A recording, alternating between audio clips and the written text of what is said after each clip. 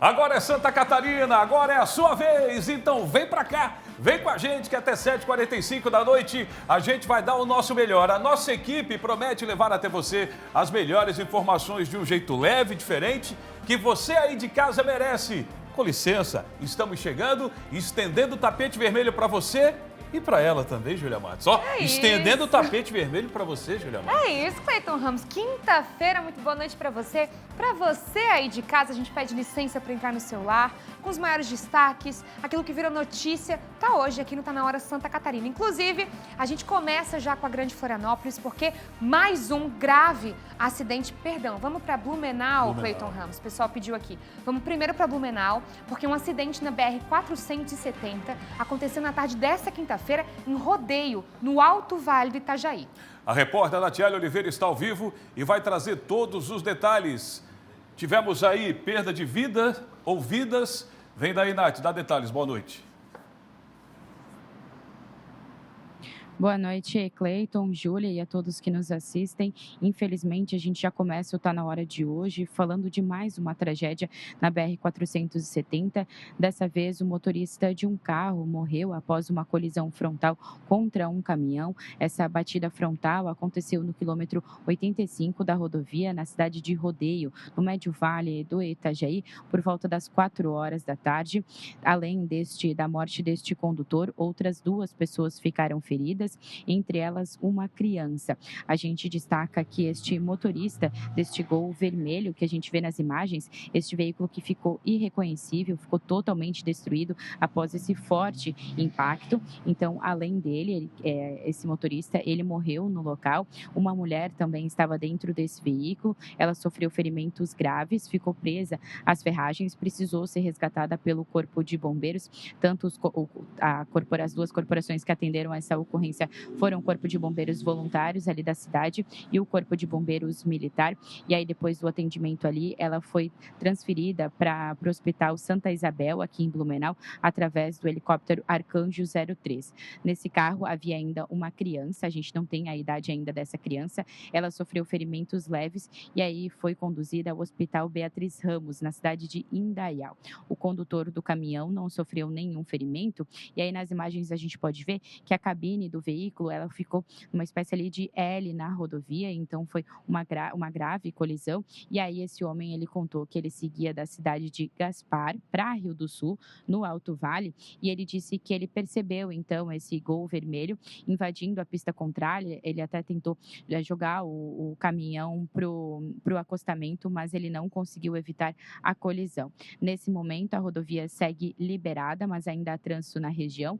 Polícia Rodoviária Federal, PRF, liberou ali as 2 pistas que ficaram bloqueadas por conta do atendimento ali no acidente por volta das 5h40, mas o trânsito ainda segue intenso por ali, então atenção, você que vai transitar pela BR-470.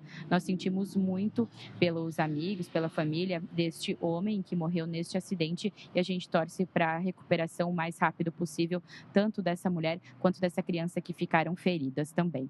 Cleiton e Júlia, volto com vocês aí no estúdio. Ok, Nath, obrigado pelas suas informações. A gente está vendo imagens aí do trabalho dos socorristas, do Corpo de Bombeiros também. Apesar de todos os esforços, como relatou a Nath, tivemos mais uma perda.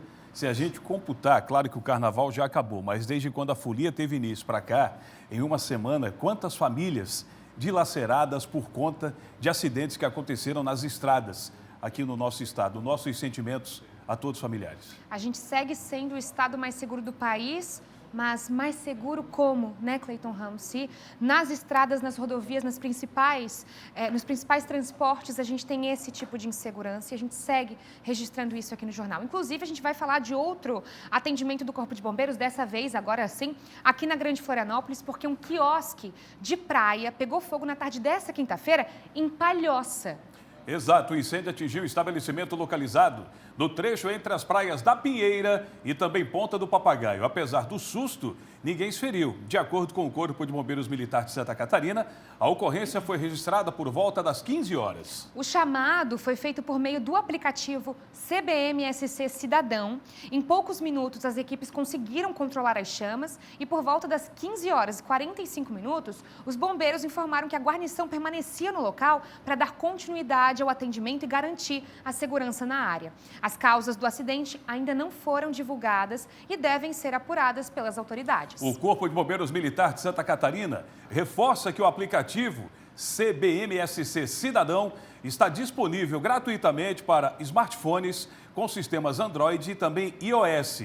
Em caso de emergência, o telefone, o contato é o famoso 193. Sempre é bom lembrar, 193 é o contato aí dos bombeiros que fazem um trabalho brilhante aqui em Santa Catarina, como também em todo o Brasil. É isso, Cleiton. Agora a gente volta aqui para a capital catarinense, para Florianópolis, mas para falar sobre algo que impactou nacionalmente, inclusive fora do Brasil, porque diversos voos foram cancelados no aeroporto de Florianópolis nessa quinta-feira, com destino à Argentina. Isso porque uma greve geral toma conta do setor de transportes dos servidores públicos e também dos comerciários argentinos, que lutam contra uma reforma trabalhista que foi votada nesta quinta-feira na Câmara dos Deputados. A repórter Beatriz Serino está ao vivo com a gente, vai trazer todos esses detalhes.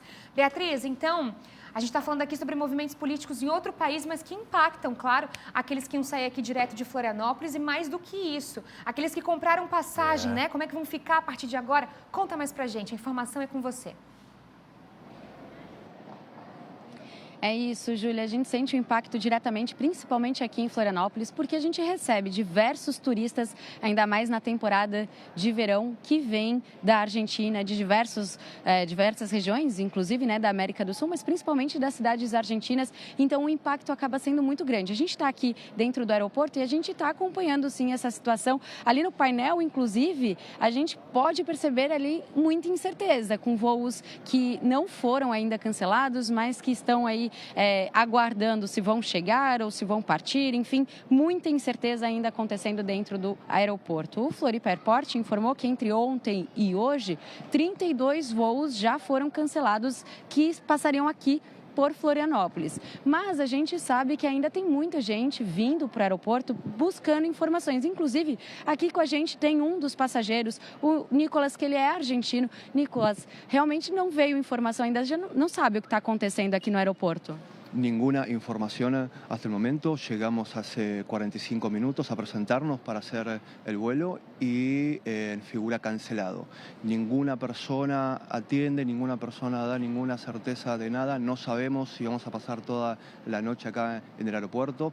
La verdad que es un desconcierto total porque nadie informa nada y muchos de nosotros tenemos que presentarnos a trabajar el día de mañana. E vocês estariam indo para onde agora? Así es realmente complicado esta situación porque al no poder comunicarnos con nadie, no sabemos qué es lo que vamos a hacer y tampoco sabemos si podemos irnos a un hotel porque no sabemos si el vuelo va a salir en 4 o 5 horas. Muito obrigada. Realmente, então, essa é a preocupação de quem está aqui no aeroporto, assim como ele, tem outras famílias por aqui que estão aguardando, tem muita mala por aqui, de quem está esperando por alguma orientação, se pode ir para um hotel ou não, se vai sair algum voo. A orientação, feita inclusive pelo Procon, é que os turistas argentinos não venham aqui para o aeroporto. Quem comprou passagens para a Argentina, nem venha para o aeroporto e busque essas orientações antes de sair de casa, antes de sair de um hotel, de uma pousada, porque a princípio os voos estão realmente suspensos. A greve, neste momento, acontece na Argentina, a previsão é que ela encerre só à meia-noite, mas a gente sabe que os impactos, eles acabam acontecendo aí numa cadeia, Então, até amanhã, provavelmente, ainda vai ter, sim, alteração de horários aqui dentro do aeroporto, principalmente aqui em Florianópolis, onde tem muitos voos que saem para cidades argentinas. O Procon esteve aqui durante a tarde de hoje, chegou a notificar uma das operadoras, de voos, não necessariamente uma operadora que não estava cumprindo aí aquilo que é orientado pela Agência Nacional de Aviação, mas para pedir ali justificativas, para que sejam informadas quais são as medidas que estão sendo adotadas agora aqui no aeroporto, porque é sim obrigatório pela regra da Agência Nacional de Aviação do Brasil, é obrigatório que seja prestada assistência como alimentação, hospedagem para todos que estão aqui no aeroporto agora, aguardando por uma previsão. Por enquanto a movimentação é essa, tem bastante indignação por aqui, bastante fila se formando, inclusive, né, lá para o embarque, muita gente buscando informação lá na sala de informações, inclusive é onde mais pessoas estão agora se aglomerando, buscando ali alguma notícia, alguma informação de para onde ir, porque essa é a situação aqui no aeroporto. Muita dúvida, principalmente. A gente vai seguir acompanhando, a gente sabe que a greve acontece lá no outro país em relação ali à reforma trabalhista, mas os impactos claramente chegam aqui também em Santa Catarina. Volto com vocês para o estúdio. Beatriz Serino, direto, ao vivo do aeroporto de Florianópolis. Obrigada, Beatriz, pelas informações. Eu acho que uma das ações mais importantes nesse momento realmente é esse apoio do PROCON, né, Cleiton? Porque um impacto como esse, inclusive com as instituições, enfim, com as empresas aéreas, esse impacto, essa conversa, essa comunicação com os passageiros, de fato é gradual, né? Até entender o que está acontecendo no outro país. Com certeza, porque nada mais chato do que você ficar no aeroporto sem saber qual é o próximo passo depois. Cheio de mala, às vezes você está com criança pequena que fica impaciente, aí tem todo um cronograma a ser seguido e vem esse problema. Mudando um pouco o assunto, Júlia Matos, é preciso destacar que o aeroporto está lindo demais, o nosso aeroporto em Floripa, hein? É verdade. Quem viu o nosso aeroporto antigamente pequenininho, onde é verdade. que era antes, agora vê esse aeroporto. Só fica aqui uma observação, Júlia Matos. Você que viaja bastante aí, ó, acho que vai concordar comigo. É a única capital do país que tem um aeroporto bonito e não tem um hotel do lado. Você viaja no Brasil inteiro, todo aeroporto tem hotel do lado. Floripa não tem. Até agora não se pensaram nisso ainda. Você vai para Porto Alegre e em Porto Alegre tem o... Como é que é o aeroporto lá, gente? Não é o Afonso Pena? É o Afonso Pena? Se não me engano, é o Afonso Pena. Se não for, acho que é o Afonso Pena. Tem hotel. Você vai para Curitiba, tem hotel também. Aqui não. Floripa não tem. Acho que está na hora. Como é que é? Salgado Filho, obrigado. Salgado Filho. Salgado Filho é em Porto Alegre e Afonso Pena em Curitiba, se eu não me engano. Alguma coisa assim. Não tem hotel do lado aqui em Floripa. Eu acho que já deveria ter pensado, já está mais do que na hora, né? Nessa estrutura, né, Cleiton? Agora, a gente ontem demos uma triste notícia aqui no Tá Na Hora Santa Catarina de um grave acidente que aconteceu na BR-101 em Itajaí, onde um carro foi prensado por um caminhão em outra carreta. Neste carro tinham 4 passageiros e 3 deles morreram. O único sobrevivente foi uma criança de 10 anos que segue internada na UTI do Hospital Pequeno Anjo, lá mesmo em Itajaí. O estado do menino é estável, mas sem previsão de alta. A criança só receberá alta hospitalar com 100% de segurança quanto ao quadro atual. Nessas alturas do campeonato, desculpa, Júlia, Imagina. A criança nem deve ter ainda consciência do que aconteceu. Fico pensando, né, o apoio psicológico e o carinho e o conforto que essa criança vai ter que ter a partir de agora. Eu tenho certeza que esse hospital, que as instituições, assistência social, inclusive, devem estar todas voltadas, né, com um olhar para esse menino. Acredito que as orações de muitos que nos assistem também. Vamos lá, Júlia Matos, com mais informações. Um vídeo gravado por uma moradora de Joinville mostra um momento de tensão em uma das ruas mais movimentadas do centro da cidade. Olha, você está vendo aí a conversa, ó. O pessoal notou, já tirou o celular do bolso e, opa, vai dar vídeo bom aí, vai ter polêmica, né? Pois é. Fios soltos da pista teriam provocado um acidente e imobilizado quem passava pelo local. Lembrando que um fio solto aqui, em Florianópolis, no começo do ano, tirou a vida de um morador natural do Rio Grande do Sul, mas que estava morando em Floripa há muito tempo. E, lamentavelmente, tivemos essa perda. Mas, pelo jeito, esse problema de fios soltos pelas ruas não é só em Floripa, é em muitos lugares do estado e em Joinville também. Renato Santos vai trazer agora mais informações. Boa noite, Renato. Ótima noite para você, Cleiton, e a todos que estão conectados com a gente em toda Santa Catarina. Pois é, a gente já também mostrou aqui no Tá Na Hora, Cleiton, aquela outra situação registrada em janeiro deste ano, onde um homem quase morreu também enroscado por causa de fios. Desta vez, esse acidente foi na rua Doutor João Colim, no bairro América. Esse motoqueiro ia passando pela rua Doutor João Colim, só que à frente dele passava um ônibus, que acabou puxando esses fios e deixando esse homem enroscado em toda essa fiação que estava solta em um poste no centro da maior cidade do estado. Por causa desse problemão, esse homem acabou colidindo contra um outro veículo que também transitava pela rua Doutor João Colim. Graças a Deus, ninguém ficou ferido, mas esse homem ficou muito enroscado.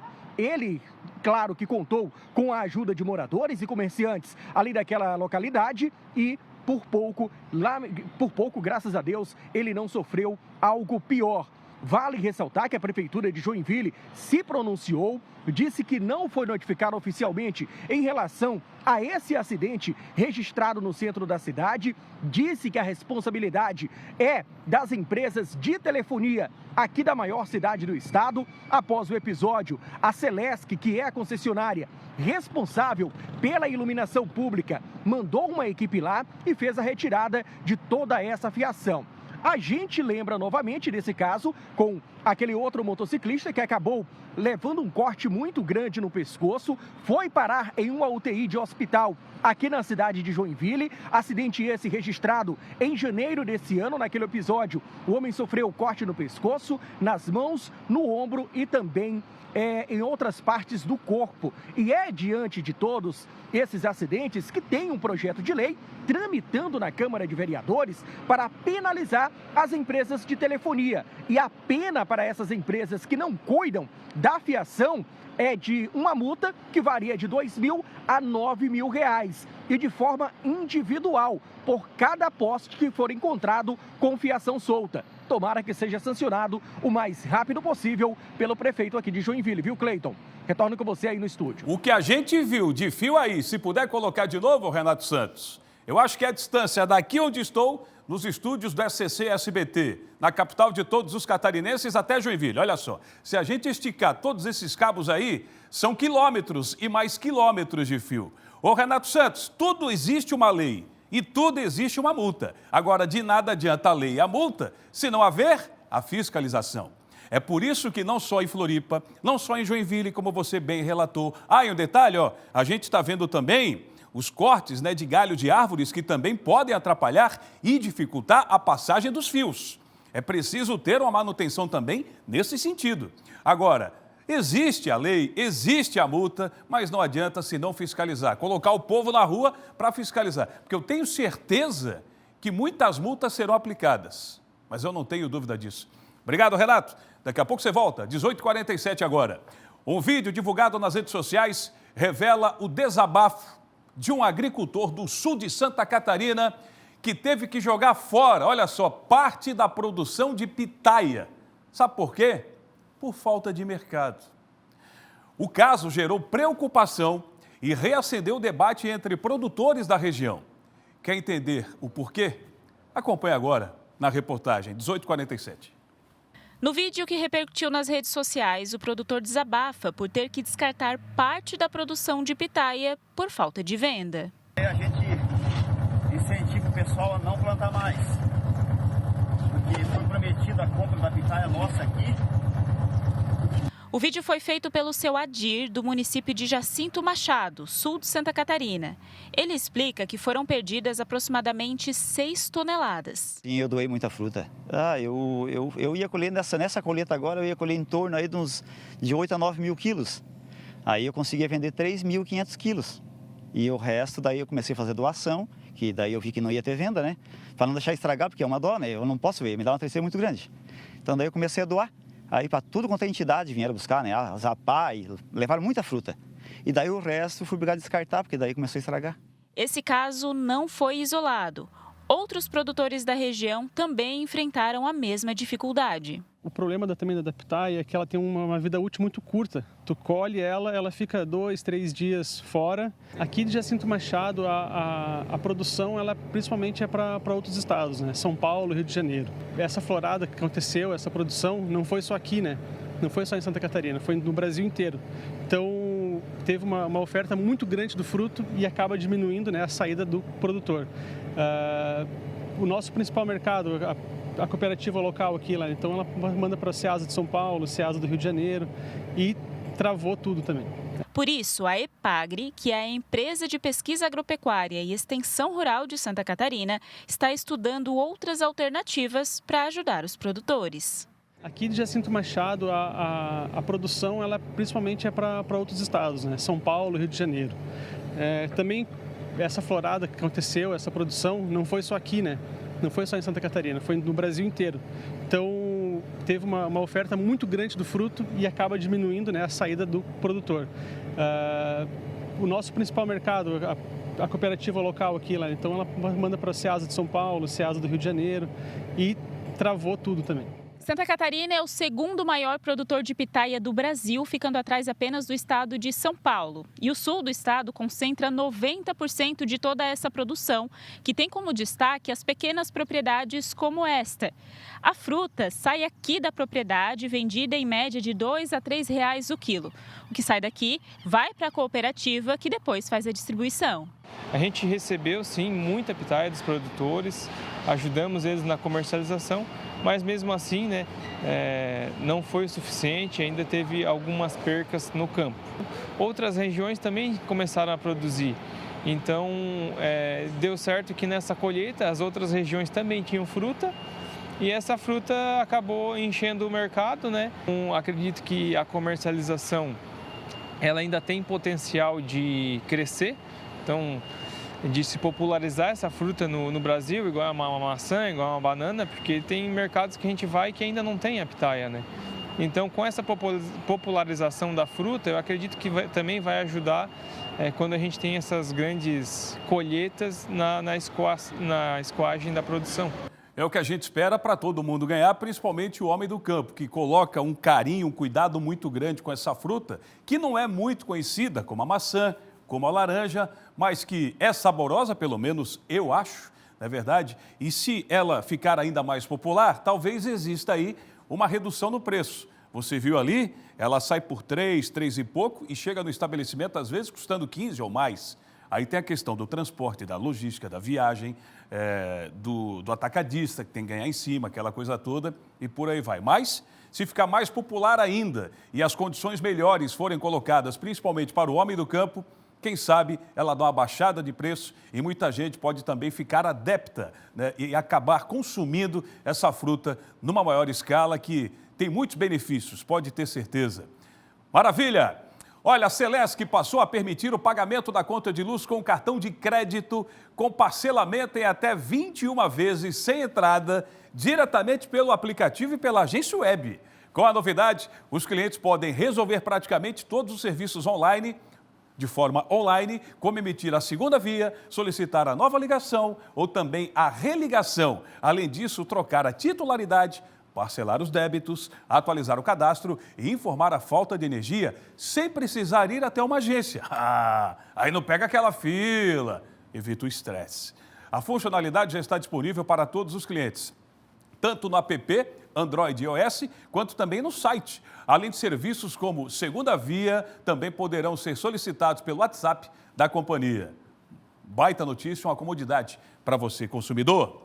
18h52, olha só, estava de olho aqui no nosso portal e essa matéria está bombando no portal da notícia em Santa Catarina. Bora acessar? É muita informação na palma da sua mão. Uma casa de acolhimento privada para crianças e adolescentes em Bombinhas foi interditada pela Justiça após a ação do Ministério Público de Santa Catarina, que, veja bem, identificou irregularidades graves no funcionamento da instituição. Durante fiscalização foram constatados problemas como estrutura precária, falta de acessibilidade e ausência de equipe técnica mínima especializada. Ambientes improvisados e situações que configuram violação de direitos, incluindo relatos de violência psicológica, é sério isso? E tentativa de autolesão. Também foi verificado que o local abrigava crianças além da capacidade considerada segura, inclusive bebês, em espaços inadequados. No momento da vistoria, havia 12 crianças e adolescentes na casa. A decisão determina a suspensão imediata das atividades e a transferência dos acolhidos para unidades adequadas no prazo de até 5 dias, sob pena de multa diária de R$ 5.000, limitada a R$ 100.000. Revoltante, a matéria está lá, basta você acessar e é claro que a gente vai acompanhar esse cenário a partir de agora no nosso Tá Na Hora. 18h54, Júlia Matos. Ontem, o Tá Na Hora Santa Catarina divulgou um comunicado da Prefeitura de São José informando a ampliação dos horários de atendimento em algumas unidades básicas de saúde. Porém, na sequência, a nossa produção recebeu diversas mensagens de telespectadores, moradores e profissionais da saúde, dizendo que não é bem por aí, viu? Os relatos indicam que as mudanças podem estar relacionadas a rompimento de contrato com a empresa terceirizada, demissões de profissionais e possível redução na oferta de atendimentos. E a nossa equipe foi conferir. Olha aí. O horário estendido em unidades básicas de saúde de São José foi encerrado, sem anúncio prévio e sem explicações detalhadas à população. Um desfecho bem diferente de quando o serviço foi implantado em 2023, ainda no início da atual gestão, e apresentado como um compromisso para ampliar o acesso à saúde e melhorar a qualidade de vida dos moradores. Na época, a Prefeitura de São José destacou a ampliação como um avanço no atendimento público. Agora, com o fim do contrato da empresa responsável pelas equipes do período noturno, o serviço começa a ser desmontado. Uma estrutura completa, com impressora, computador, os outros materiais, né? E agora, com esse desligamento, tudo que é terceirizado, não só da empresa IBV, mas dos outros contratos, vão ser retirados da unidade. E a partir do momento que tu não tem equipamento e tu não tem insumo para fazer o atendimento à população, mais uma vez, quem vai pagar o preço é a população e esses 400 funcionários, em torno de 400 ao todo, que estão indo para a rua. Funcionários que atuam nas unidades e que não serão identificados por medo de represálias relatam à reportagem que médicos, técnicos de enfermagem, recepcionistas e equipes administrativas estão sendo desligados. Uma das funcionárias afirma que o comunicado foi repentino e que os atendimentos no período noturno, que iam até 10 horas da noite em algumas unidades, já começaram a ser reduzidos. Todo mundo está sob aviso, até não tem previsão de nenhuma empresa entrar para poder recontratar, nada. E atendimento até as 22 acabou. O posto do Luar funciona só até as 7 da noite. Outro ponto que preocupa os trabalhadores é em relação à segurança. O contrato com uma empresa de vigilância foi encerrado ainda em dezembro. E desde então, as unidades que funcionaram ali no horário estendido trabalharam sem esses profissionais de segurança atuando. O atendimento estendido era considerado essencial por muitos pacientes, principalmente trabalhadores que dependiam do horário noturno para consultas, vacinação, retiradas de medicamentos e a renovação de receitas. A expectativa entre os profissionais é que o encerramento dos serviços provoque aumento nas demandas das UPAs e hospitais da região. Porque ajuda a população, ajuda as pessoas que trabalham fora, depois que saem do seu trabalho, conseguem chegar aqui, pegar uma medicação, ter uma consulta, porque a gente acaba tendo um pouco sendo o outro lado emergencial, porque as pessoas vêm do trabalho com uma dor de cabeça, uma dor de barriga e tal, e a gente está aqui de prontidão para ajudar eles, né? E agora isso foi encerrado. Documentos obtidos pela reportagem também indicam outra preocupação. Memorandos apontam a falta de repasse de contribuições previdenciárias de servidores que atuam nessas mesmas unidades de saúde. A situação levanta questionamentos sobre a estrutura financeira e administrativa da rede municipal de saúde, especialmente em um momento de encerramento de contratos e redução de serviços. Desde setembro do ano passado, a parte patronal, que é a da prefeitura, que tem que passar para nós, né, não está sendo repassada e com isso vai gerar problemas até para recursos que vêm do governo federal para a saúde. A partir de abril, se não for colocado essa parte nossa em dia, não vai vir mais recurso para a prefeitura. E a gente também está com problema na nossa previdência, né? Fica de mão atadas? Sim, de mão atadas. A gente cobrou a prefeitura, tudo, tivemos na Câmara dos Vereadores, mas a coisa está bem crítica, assim, está bem difícil. Em nota, a Prefeitura de São José informou que decidiu assumir integralmente a gestão das unidades básicas de saúde, encerrando o modelo de administração terceirizada. Segundo o município, a medida é administrativa e tem como objetivo fortalecer o controle direto dos serviços e garantir mais eficiência no atendimento. A Prefeitura também afirmou que os ajustes fazem parte de uma reorganização interna e que as ações necessárias para manter o funcionamento da rede já estão sendo estruturadas.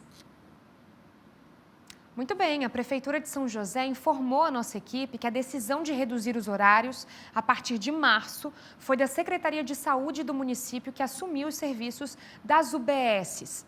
A Prefeitura também informou que a situação previdenciária dos servidores públicos que atuam nas UBSs está regular e com os pagamentos em dia. A representação do Ministério Público é relativa ao repasse patronal e a Prefeitura já trabalha para regularizar a situação nos próximos dias. A gente vai seguir acompanhando. A gente vai agora para a região litoral norte, porque em Itajaí, o SEMASA, Serviço Municipal de Água e Saneamento Básico, começou nessa semana os trabalhos de implantação da rede coletora de esgoto no bairro São Judas, em uma avenida bastante movimentada e importante da cidade. A repórter Cristiane Pinheiro foi para lá e vai mostrar para a gente como estão os serviços para repassar também as orientações aos motoristas. Olha aí. Tem obra na pista, está acontecendo bem aqui na Rua Indaial, uma importante rua aqui de Itajaí, corta pelo menos 3 bairros. A obra está acontecendo entre a Rua Gaspar e também a Rua Heitor Liberato, passa bem em frente ao Asilo Dom Bosco. Para a execução desta obra de instalação de rede de esgoto, é necessário interditar a via parcialmente. Isto até a próxima sexta-feira. Portanto, o motorista deve ficar atento. Se puder, pegue um caminho alternativo. O SEMASA tem investido em implantação da rede coletora de esgoto. Vários bairros já recebem a rede essencial para reduzir a poluição dos rios, do lençol freático, prevenir doenças e, claro, a gente sabe, garantir que o esgoto gerado pela cidade receba tratamento adequado antes de ser devolvido ao meio ambiente. Mais saúde à população, transtorno agora e, claro, qualidade de vida amanhã. O engenheiro responsável por esta obra nos passa mais informações. Vamos acompanhar. Aqui nessa obra, nesse momento, aumentamos a equipe, colocamos 2 equipes, estamos com 4 máquinas trabalhando, estamos com um número aí de aproximadamente 20 funcionários, para que a obra ande da forma mais rápida possível, para que esse transtorno passe rápido, né? A gente sempre salienta que o transtorno passa, mas a obra fica. Os moradores que estão preocupados com o que devem fazer nesse momento podem ficar tranquilos, que logo mais o SEMASA vai dar a devida orientação de como fazer a ligação e de quando fazer essa ligação. No momento, os moradores não precisam fazer nada. Lembrando que os trabalhos aqui na Rua Indaial, de ampliação de rede de esgoto e também na Carolina Vailate, que é uma rua próxima, acontecem todos os dias, de segunda a sexta-feira, das 8 horas da manhã até as 6 horas da tarde. Volto com você ao estúdio. Obrigada, Cris, pelas informações.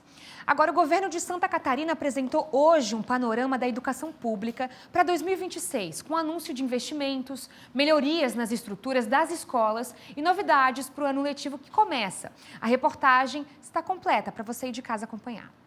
Nesta quinta-feira, o governo de Santa Catarina apresentou à imprensa um panorama da educação pública em 2026. O evento foi na Casa da Agronômica, em Florianópolis, com a presença do governador Jorginho Melo e secretários. O foco do Estado é continuar o processo de revitalização das 1.050 unidades escolares administradas pelo poder público. Para o ano letivo, que começou hoje, todas as salas de aula estão com ar-condicionado já em funcionamento ou em fase final de instalação. O governo também começou a entregar kits escolares e uniformes completos como parte das iniciativas para garantir melhores condições aos estudantes. Graças a Deus está sendo um sucesso para dar condições deles não faltar nada para aprender, nada. O uniforme é um sucesso absoluto. Está sendo um sucesso tanto o material escolar, de qualidade e em abundância, como os uniformes. Agora vamos entregar também um tênis bonito, não é aqueles conga antigamente, é um tênis bonito da moda. Mais de 520 mil alunos do ensino fundamental e médio, além de 6.500 estudantes do ensino de jovens e adultos, o EJA, voltaram às aulas na rede pública estadual de Santa Catarina. As principais mudanças na educação envolvem reforço na segurança, com vídeo monitoramento nas unidades e programas de prevenção à violência, por exemplo, internet de alto desempenho, ampliação do transporte escolar e ações voltadas à qualificação do ensino-aprendizagem. Em 2025, foram 450 milhões de reais investidos em melhorias. Este ano, a previsão gira em torno de 750 milhões. Quase 20 mil novos estudantes, sobretudo no ensino médio, na educação pública de Santa Catarina, é um indicador que nós devemos comemorar, porque além de estar no acesso à sala de aula, o ensino público que caminha cada vez mais para a excelência que nós estamos buscando construir, também ele tem o acesso ao ensino técnico profissionalizante, integrado ao médio ou subsequente que ele pode fazer. Nós estamos ampliando muito as atividades de contraturno no ensino integral também, que ele também pode fazer, e ainda ele pode adentrar ao ensino superior por meio dos programas Universidade Gratuita e Fundesc. Pintura, melhoria do telhado, enfim, e estamos já fazendo um projeto de revitalização total do Instituto, né? Mudando telhado, cor, enfim, dando estrutura interna, inclusive, muito melhor para os professores e para os alunos. Pois bem, educação, assunto importante, e ainda sobre ele a gente chama agora aqui no estúdio o nosso comentarista político, o Piara Boschi, que também esteve no café com o governador do estado. Piara, como é que foi esse evento? Boa noite. Então, a imprensa reunida, né, eu estava lá, e a gente pôde ouvir da própria secretária Luciane Sereto uma grande apresentação sobre esse desafio que era a melhoria da infraestrutura das escolas. E houve realmente uma força-tarefa muito grande. Ela assumiu o comando da Secretaria de Educação ano passado com essa missão. E aí era uma crise envolvendo a falta de ar-condicionado nas escolas, muito calor, e ela conseguiu entregar cerca de um ano e prometeu que esse ano ia começar com todas as escolas com ar-condicionado nas salas. Agora tem que fiscalizar, tem que cobrar. Mas no café também se falou bastante de política. O governador, ele anunciou que 3 nomes do secretariado vão deixar as pastas agora em março para concorrer a outros cargos, deputado estadual especialmente. E eu separei aqui as fotos deles, inclusive o tweet do Ulisses Gabriel, delegado-geral Ulisses Gabriel, da Polícia Civil, que vai concorrer a deputado estadual pelo PL, confirmou no tweet a sua saída depois de exercer esse cargo. Também está o Thiago Frigo. O Thiago Frigo é secretário executivo de Pesca e Aquicultura, também vai concorrer a deputado estadual. E tem ainda o Kennedy Nunes, o mais longevo na política da turma, foi deputado estadual por diversos mandatos, concorreu a senador na eleição passada e não se elegeu, foi chamado para Jorginho primeiro para o Detran e depois para a Casa Civil, também está deixando o cargo. Perguntei para qual cargo ele vai disputar, ele disse assim: governador vai decidir, eu quero ser solução. Ele pode ser deputado federal, pode ser estadual, pode até ser suplente de senador. E aí, aproveitei a conversa com o governador também para falar sobre os partidos aliados, como é que está essa montagem. Ele falou mais uma vez que a chapa que ele quer tem Adriano Silva, prefeito de Joinville, como candidato a vice pelo Novo, Caroline de Tone e Carlos Bolsonaro, ambos pelo PL, como candidatos ao Senado. E aí, União Progressista e MDB fora da chapa. Separei um trechinho da fala dele dizendo que esses partidos têm que continuar no governo, tem que continuar junto com o projeto, mesmo fora da chapa. Eles ficaram num governo que deu certo. É ficar num governo exitoso, um governo que tem mais de 100 obras só de estradas em Santa Catarina, um governo que passou a limpo Santa Catarina, um governo que está se preocupando com o todo de Santa Catarina, o Estado está voando. Então, é um governo de sucesso. É por isso que eles foram parceiros, estão juntos, porque eu dei secretarias no início do governo a eles, então eles ajudaram nesse processo todo. Então, é melhor eles ficarem num projeto vitorioso do que fazer aventura. Foi mais ou menos isso que eu quis dizer. Então, e o MDB, especialmente, já está se reunindo pelo Estado e está fazendo consulta, tá uma urna girando o Estado para saber o que fazer. Para onde é que será que vai o MDB, Júlia? A gente vai estar acompanhando por aqui, com certeza também pelo portal SC10, pelo Piara.net, que está lá junto com a gente. Você aí de casa também pode acompanhar. Muitos colunistas importantes em todo o estado aqui com a gente no portal SC10. Muito obrigada, Piara. Até a próxima. Até a próxima. Agora, pessoal, a gente vai para um rápido intervalo, mas daqui a pouquinho você aí de casa vai ver ampliação do Hospital Santo Antônio, em Blumenau, a previsão do tempo para sexta-feira e, claro, hoje é quinta-feira, o que nós temos, Cleiton Ramos? Eu quero saber o que vai acontecer sexta, sábado e domingo. Você pode me ajudar, não? Posso ajudar, sim. Aonde? Com a agenda cultural, mas é daqui a pouquinho. Primeiro, imagens de Brusque aí na sua tela, daqui a pouquinho. Depois do intervalo tem mais destaques para vocês de toda Santa Catarina. Olha o trânsito, como é que tá lá, ó. Ó.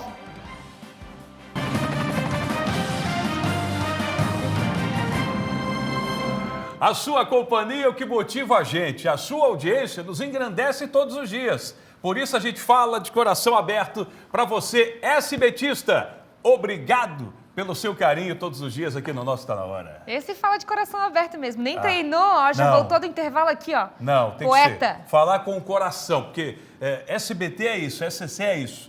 A gente fala o que a gente sente e é verdadeiro. Tudo que a gente fala que sai daqui é verdadeiro. Pode não agradar.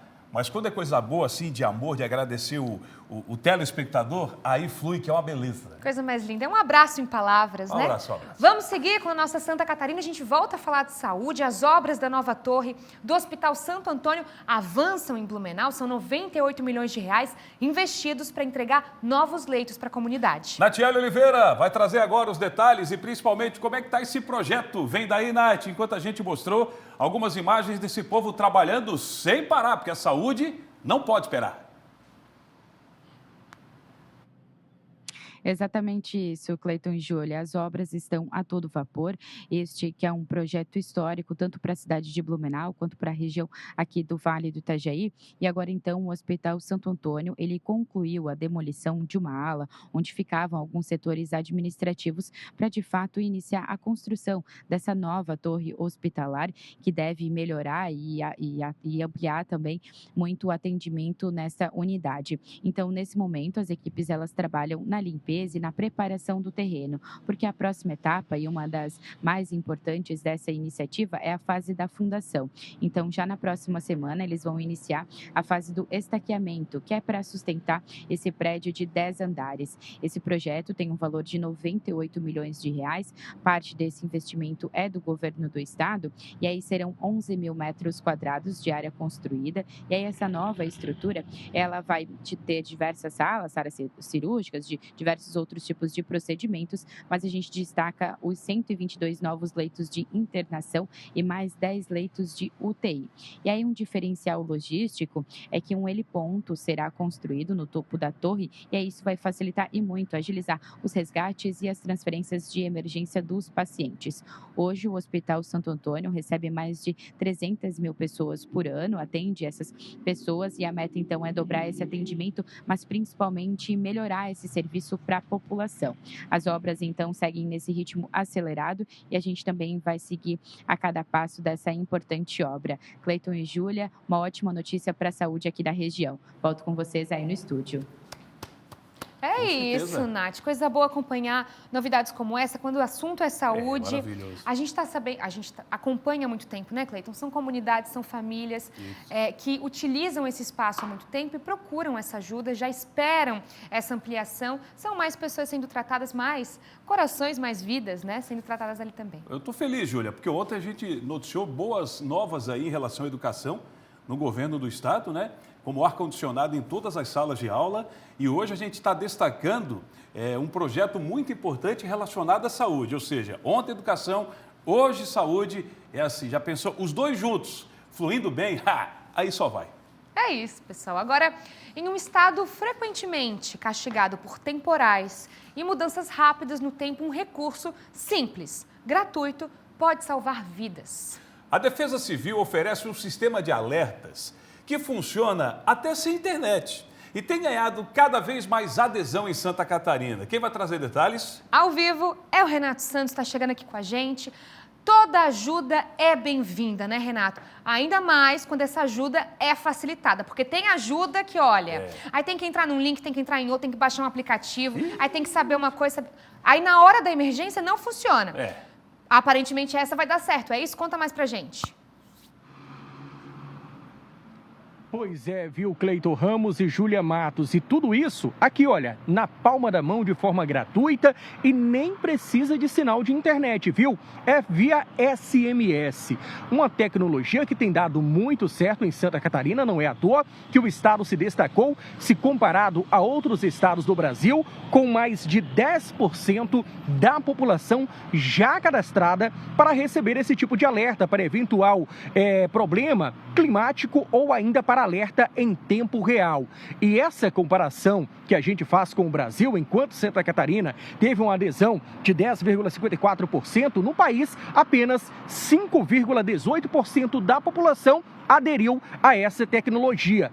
E isso preocupa também porque aqui no norte do estado, poucos municípios têm aderido a essa tecnologia da Defesa Civil para receber os alertas em relação a tempestades e também a problemas climáticos. Para você ter uma ideia, municípios como Mafra, Canoinhas, Rio Negrinho, São Bento do Sul, entre outros, apenas 6%, melhor dizendo, da população tem cadastro para receber esse alerta da Defesa Civil.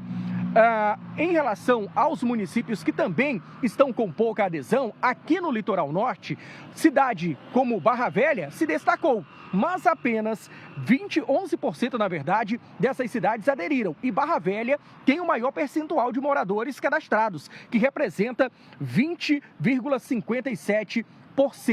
Qual é a orientação da Defesa Civil? Para você pegar o seu celular, colocar o CEP do seu endereço, da rua que você mora, lá no telefone 40199. E aí você vai passar a receber de forma gratuita quando tiver os alertas aí na palma da sua mão. Sobre o assunto, nós conversamos com o chefe da Defesa Civil Estadual, que fala dessa baixa adesão em algumas regiões do estado, principalmente aqui no norte. Vamos acompanhar.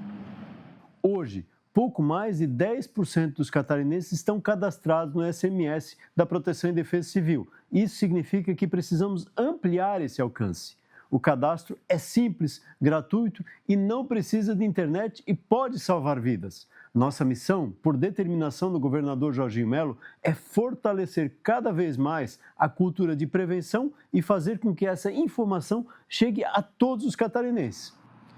Segundo a Defesa Civil, somente em 2024, mais de 3 mil alertas foram disparados em várias regiões do estado. Isso representa cerca de 95 milhões de mensagens enviadas simultaneamente para aquelas pessoas que estão cadastradas lá no número 40199. Repito, 40199, você vai digitar esse número, colocar o CEP da sua rua e já vai estar cadastrado para receber os alertas da Defesa Civil Estadual e também municipal. Retorno com vocês aí no estúdio. É isso, Renato. Toda ajuda é bem-vinda, ainda mais quando essa ajuda, repito, é facilitada para a comunidade e para a população. E só para dar uma distraída, Renato, você encerrou bem na hora, porque deu para ouvir aí latidos. Alguém passando com o cachorro, passou atrás de você, deve ter visto outro cachorro e começou a latir também. Você, como bom cachorreiro, já deu uma olhadinha. Foi ou não foi?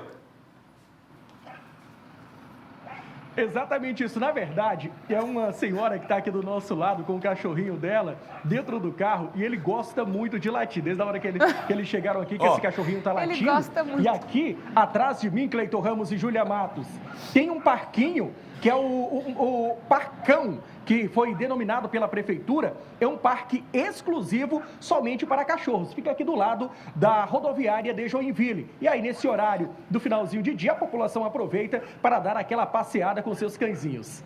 É isso, Renato. Quando a gente está ao vivo, que recebe às vezes uma buzinada ou algo assim, a gente fica indignado. Mas latido a gente deixa. É verdade. Latido a gente entende, tá tudo bem, não é mesmo? É o latido que move aí os nossos sentimentos, com certeza. Ô, Renato Santos, se você, assim como eu, não sabe o que vai fazer no finde, não esquenta a cabeça, Renato Santos. Fica tranquilo que essa moça aqui do lado vai apresentar boas dicas para mim, para você, para todo o estado. Gostou, né, Júlia Matos? É isso, é hora da Agenda Cultural. Bora!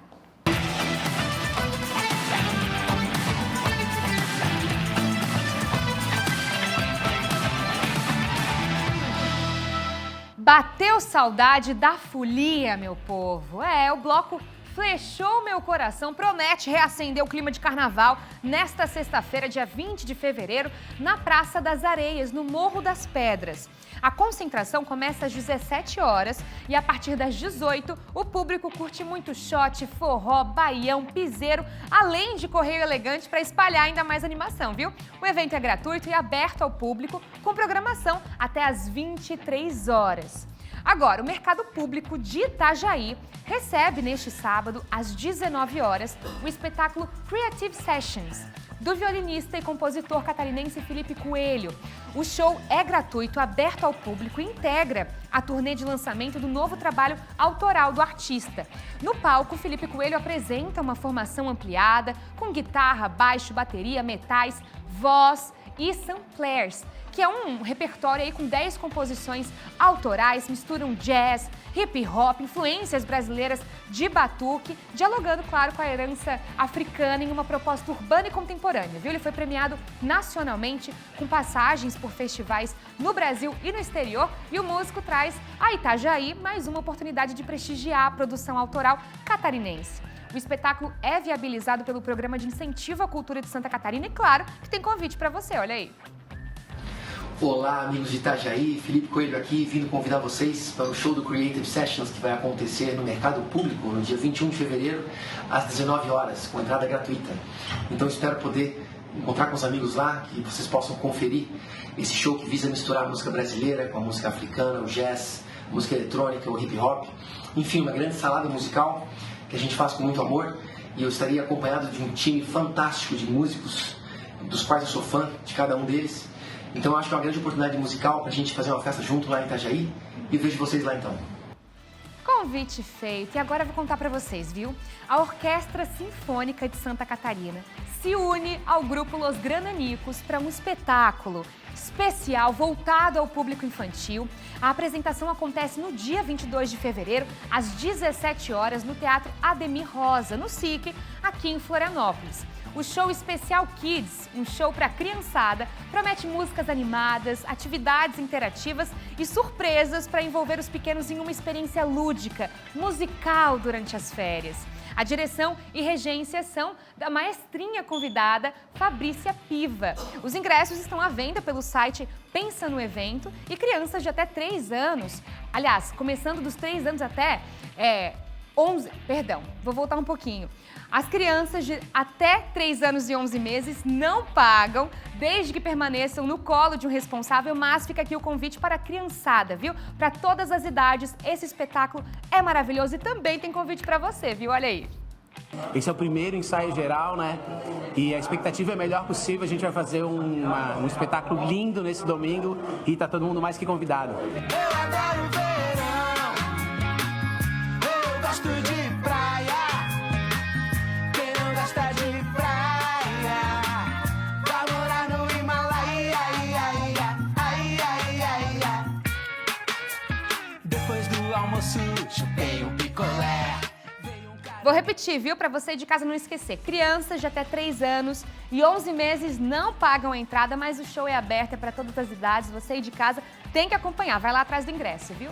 E termina nesta sexta-feira, dia 20 de fevereiro, as inscrições para o concurso que vai eleger a rainha e as princesas da 36ª Festa do Pinhão em Lages. O cadastro deve ser feito presencialmente na Fundação Cultural de Lages, das 8 horas da manhã às 11 horas e das 2 da tarde às 5 horas da tarde. Podem participar candidatas com 20 a 29 anos, naturais de Lages ou residentes no município há pelo menos 3 anos, com disponibilidade para representar, claro, oficialmente a festa ao longo do ano.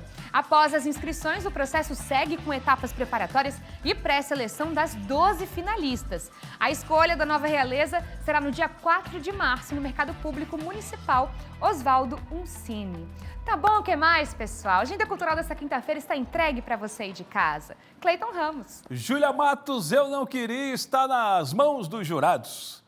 Só belezura, hein? Eita, que missão difícil. Eu vi também que você, na última dica, falou 20 de fevereiro. É brincadeira, daqui a pouco a gente vai para o mês 3 de 2026. Está passando rápido, hein? Ô, louco! Agora, 19 horas e 25 minutos. Estou aqui com o nosso portal SCC10 aberto, o portal da notícia em Santa Catarina.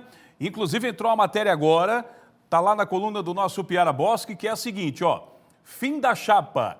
Joana dos Passos renuncia à vice-reitoria da UFSC e consuma o rompimento com Irineu. A vice-reitora da Universidade Federal de Santa Catarina, Joana Célia dos Santos, ou melhor, dos Passos, protocolou de forma oficial o seu pedido de renúncia ao cargo nesta quarta-feira, dia 18 de fevereiro. A decisão foi comunicada por meio de uma carta aberta endereçada à comunidade universitária, ao Conselho Universitário e também ao reitor Irineu Manuel de Souza. Só para a gente dar mais um briefing aqui do que está lá, e você tem a oportunidade de acompanhar no nosso portal, no documento, a agora ex-vice-reitora afirma que a aliança política construída para a eleição de 2022 se fragilizou, resultando em um rompimento formal já em outubro de 2025. Todos os detalhes desse rompimento, acesse agora, interessa, é uma das universidades mais importantes do sul do país, a nossa UFSC está lá no portal scc10.com.br.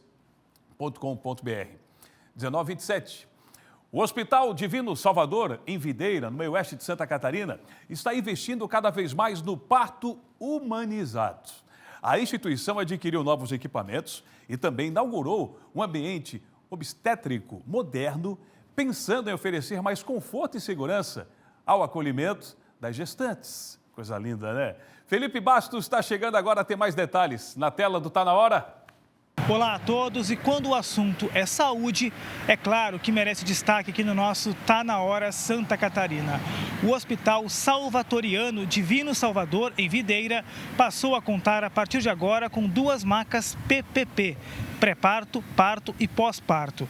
Com elas, a gestante permanece no mesmo local durante todo o processo, evitando deslocamentos desnecessários e tornando o momento mais tranquilo. Os equipamentos foram adquiridos com recursos da farmácia Salvatoriana, que destina todo o lucro para investimentos nas unidades da rede. Além das macas, o hospital inaugurou no início deste ano um novo ambiente obstétrico, mais moderno e acolhedor. No espaço, as gestantes podem realizar todo o trabalho de parto em um quarto privativo, acompanhada por um familiar.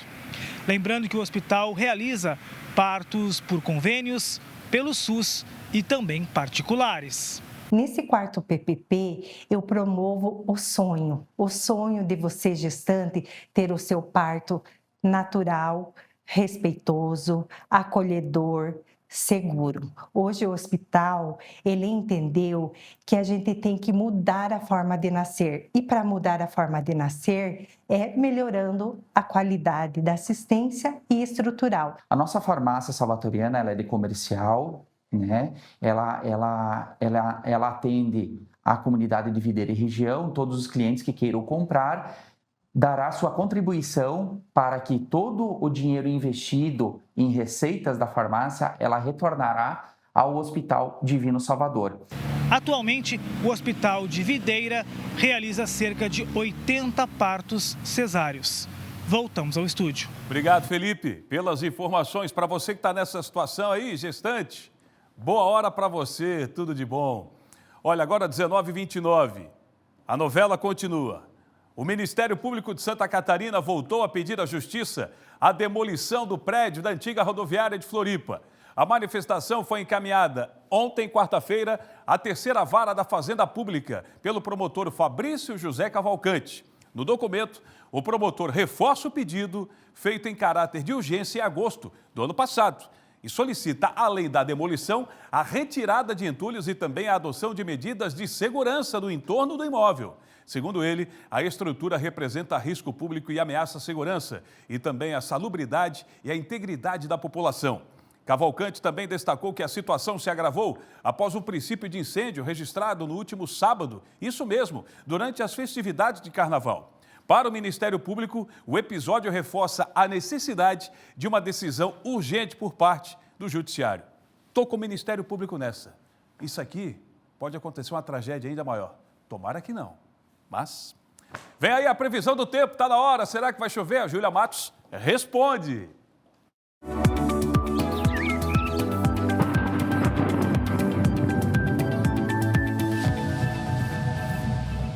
nossa sexta-feira começa com sol e aumento de nuvens em Santa Catarina, mas o tempo muda rapidamente ao longo do dia.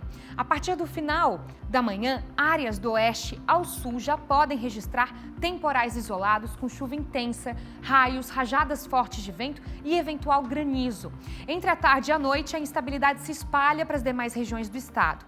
A previsão indica chuva mais persistente e volumosa em elevados na Grande Florianópolis, Baixo e Médio Vale do Itajaí e Litoral Norte, onde há aviso meteorológico. As temperaturas seguem elevadas com máximas entre 30 e 33 graus no oeste ao centro e entre 27 a 30 graus no Planalto ao litoral. A instabilidade ocorre por causa de áreas de baixa pressão e do avanço de uma frente fria pelo litoral catarinense. Olha só, vamos dar aquele giro nas regiões catarinenses? Oeste e extremo oeste chegando a 33 graus de máxima, uma das menores temperaturas já registradas nessa semana, 29 graus de máxima. No Vale do Itajaí, 25 na Serra Catarinense, norte do estado também chegando a 30 graus e a nossa Grande Florianópolis e sul do estado chegando aos 28. E claro, as cidades mais pedidas, vocês aí de casa já sabem, estão aqui no nosso Tá Na Hora Santa Catarina, separadinhas para vocês, olha aí. Palhoça, na Grande Florianópolis, chegando a 27 graus. Nesta sexta-feira, Itajaí, entre 20 e 29 graus, Lages, na Serra Catarinense, chegando a 25, Joinville, não ultrapassa os 30 graus, chegando a 28, temporal isolado garantido por lá também, assim como Criciúma, que deve ter um dia bem chuvoso, com máxima de 27 graus nessa sexta-feira. Você aí de casa acompanha o nosso portal SCC10 também, com todos os avisos meteorológicos, alertas e tudo aquilo que você precisa saber para este final de semana. A gente vai rápido para um intervalo, mas daqui a pouquinho o balanço de acidentes e a questão da rodovia BR-282. É daqui a pouquinho, depois do intervalo. Enquanto isso, imagens da Lagoa da Conceição aí na sua telinha, tá linda?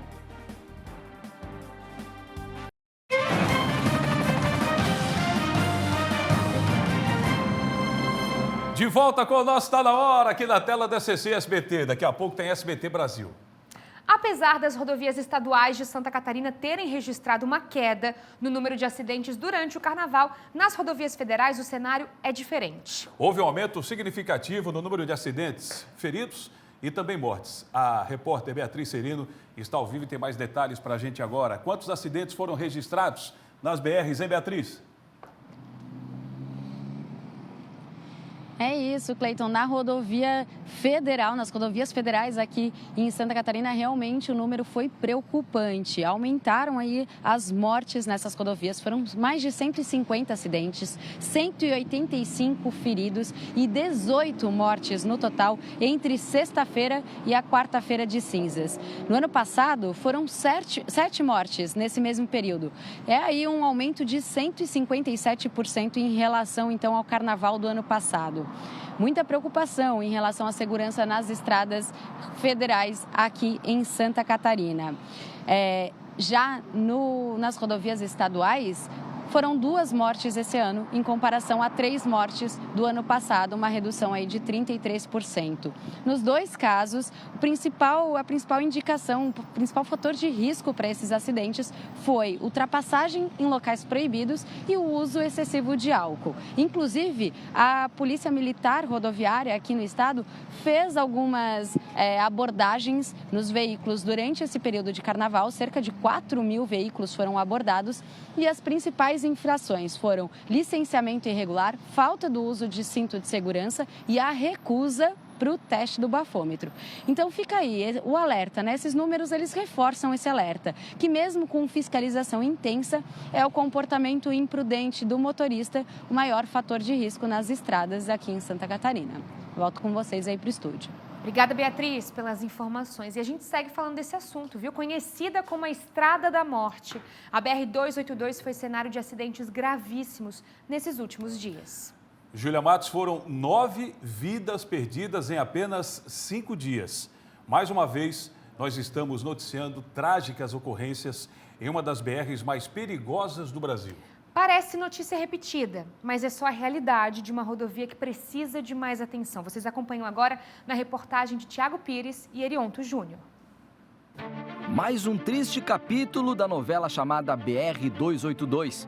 Em apenas 5 dias, de 13 a 17 de fevereiro, 9 pessoas morreram e 5 ficaram gravemente feridas em acidentes ocorridos na conhecida como Estrada da Morte. Das vítimas fatais, 5 mulheres e 4 homens. Dos feridos graves, 3 mulheres e 2 homens. E com ferimentos leves, 4 mulheres e 1 homem. Ocorrências que tiram o sono e amedrontam quem mora próximo e quem usa a BR-282 diariamente, como é o caso da Dona Maria, que mora em Águas Mornas e trabalha às margens da BR. Quase toda semana é acidente, teve um acidente ali, um dia chegou até o helicóptero para pegar a pessoa, que o carro bateu na moto, não sei. E é assim, toda semana tem acidente, quando não é aqui, é para ali, é complicado, né? É arriscado, né? Eu vim, que Deus o livre, o carro bater em mim, todo tempo medo, né? Porque a gente nunca sabe, porque é muita gente que bebe, às vezes passa carro assim que só falta levar a gente. E é isso, eu venho todo dia trabalhar de pé, né? Que é pertinho, aí eu venho. Eu tenho uma bicicleta, mas eu não venho já com medo, já por isso, porque não tem lugar para a gente andar com a bicicleta. O seu Carlos também tem um comércio às margens da 282. Para ele, a preocupação também é diária. Eu vi bastante acidente aqui, cara. Quase todo final de semana tem ocorrência aí nessa pista, cara. O sentimento da gente é de impotência, cara, porque, né, você vê, a gente elege o governante esperando uma melhora, né? A gente vê que dá para ser feito, existe a possibilidade, mas nada é resolvido, né? Soluções anunciadas, promessas no papel, mas na prática, ainda nada.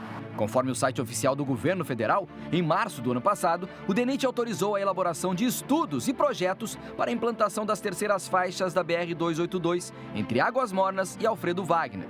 Quase um ano depois, entramos novamente em contato com o departamento que, por nota, informou que está em andamento a elaboração de projetos para a implantação de terceiras faixas entre Águas Mornas e Alfredo Wagner, abrangendo 80 quilômetros e 17 novos acessos. A ordem de início foi emitida em março de 2025, com prazo de 15 meses para a conclusão dos estudos. O investimento previsto para os projetos é de 2,1 milhões de reais. O tempo vai passando e, infelizmente, a BR-282 continua fazendo mais vítimas. Ao todo, 19 pessoas foram atingidas diretamente, entre mortos e feridos, nesse curto espaço de tempo de 5 dias, em acidentes aqui na BR-282. As colisões frontais foram responsáveis por 8 das 9 mortes, evidenciando a gravidade desse tipo de acidente que acontece em trechos como esse, de serra e de pista simples. Em recente levantamento divulgado pela PRF pós-Operação Carnaval, os números de mortes e acidentes em BRs no estado cresceram. No período de 13 a 18 de fevereiro, foram 157 acidentes registrados, números que superaram o mesmo período do ano passado, quando foram 126, um aumento de quase 25%. Também no mesmo período, em 2025, 7 pessoas morreram nas estradas federais em Santa Catarina. Neste ano foram 18, um aumento significativo de 157%. Principais causas de ocorrências dos sinistros: ultrapassagens proibidas, responsáveis por metade das mortes, especialmente em pistas simples. Acidente com motos e pedestres somaram 1/3 dos óbitos. E tivemos 2 tragédias: colisões graves na BR-282 e BR-101 concentraram parte das vítimas fatais. Imprudências essas que flagramos durante as gravações dessa reportagem.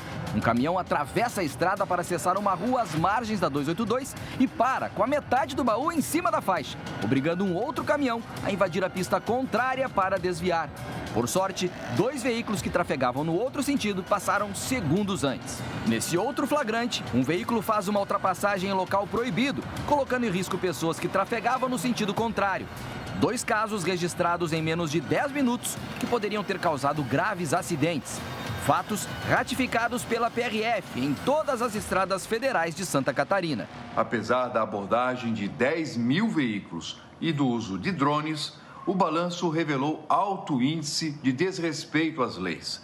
897 flagrantes de excesso de velocidade, 454 ultrapassagens indevidas, 186 motoristas sob efeito de álcool, 734 autuações por falta de cinto ou cadeirinha. Vidas perdidas, famílias destruídas, sequelas para uma vida inteira. A receita da solução é fácil. Por parte dos motoristas, mais responsabilidade, respeito, educação, empatia e cuidado ao dirigir. Ao poder público, cabe a agilidade de avançar nos processos, nas obras, nos investimentos em segurança nas estradas. Ou seja, só cumprir o que foi e é prometido há muito tempo. É difícil entender porque ninguém se mobiliza, né, com uma estrutura que tem aqui em Santa Catarina, né? É difícil você ver que são vidas, né, cara? É complicado e saber que o pessoal tem essa possibilidade e não faz, né? Ô, Júlia Matos, olhando a matéria do Tiago Derionto, eu fico pensando o seguinte, a gente fica muito preocupado. E quem teve uma perda aí nessa rodovia que é muito perigosa, como você falou, deve dar aquele sentimento de saudade e revolta, né? Porque muito se fala, é uma cobrança nossa também, terceira faixa já, na BR-282, uma região tão rica, mas claro que a economia e a riqueza não supera a vida, a gente está falando de vidas, é importante, mas a gente está falando de vidas. Então vamos focar só nas vidas que poderiam ser preservadas, né, ter sido preservadas se tivesse uma duplicação. Claro que existe a imprudência em muita situação, mas se você tem uma área de segurança, ajuda a amenizar. Esse é o maior exemplo de que o tempo significa, sim, vidas, né? O salvamento delas. 11 horas da manhã, amanhã tem SCC Meio-Dia, tem chamada para vocês? Olá, Cleiton Ramos, Júlia Matos, uma ótima noite de quinta-feira. Deixa eu fazer uma perguntinha para vocês dois aí. Gostam de ovo de Páscoa? Gostam de pintar as casquinhas dos ovos, fazer toda aquela decoração? Gente, amanhã vou estar em Pomerode com as informações ao vivo, trazendo direto da cidade mais alemã de Santa Catarina a maior festa de Páscoa aqui do nosso estado. É a partir das 11 horas no nosso SCC Meio-Dia. Até lá! Vai estar lá no ovão de Páscoa, Zanotto. Estaremos conferindo. É isso, pessoal. Tá na hora, Santa Catarina finaliza por aqui, mas amanhã tem mais, viu? Respondendo Zanotto, eu já pintei, você? O ovinho de Páscoa? Claro que sim, com certeza. Amanhã tem mais, tá na hora, Santa Catarina. Vem com a gente. Beijão!